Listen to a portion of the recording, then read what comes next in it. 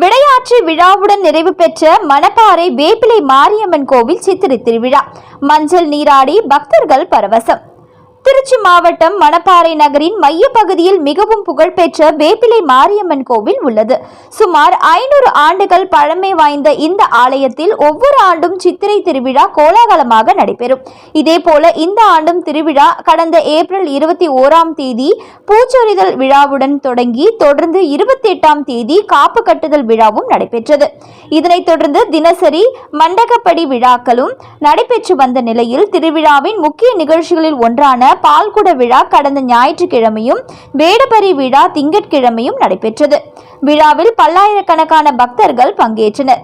இறுதி விழாவான விடையாற்றி எனும் காப்பு கலைதல் மற்றும் மஞ்சள் நீராட்டு இன்று நடைபெற்றது.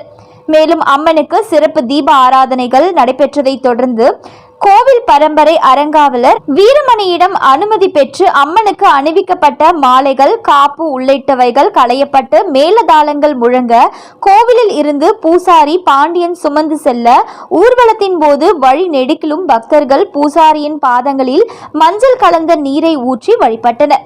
ஊர்வலம் வாகைக்குளம் அருகில் உள்ள குத்துக்கரை காளியம்மன் கோவில் கிணற்றை அடைந்ததும் அங்கு சிறப்பு பூஜைகள் செய்யப்பட்டு பூசாரிகள் அணிந்திருந்த காம்புகளை கோவில் பரம்பரை அறங்காவலரால் களையப்பட்டு பின்னர் அனைத்தும் நீரில் கரைக்கப்பட்டன. அதே போல முளைப்பாரிகளும் நீரில் விடப்பட்டன. அதனைத் தொடர்ந்து மஞ்சள் நீராட்டு நடைபெற்றது. அதில் மஞ்சள் மற்றும் வண்ணப்பொடிகள் கலந்த நீரை ஒருவருக்கொருவர் ஊற்றி மகிழ்ச்சியை வெளிப்படுத்தினர்.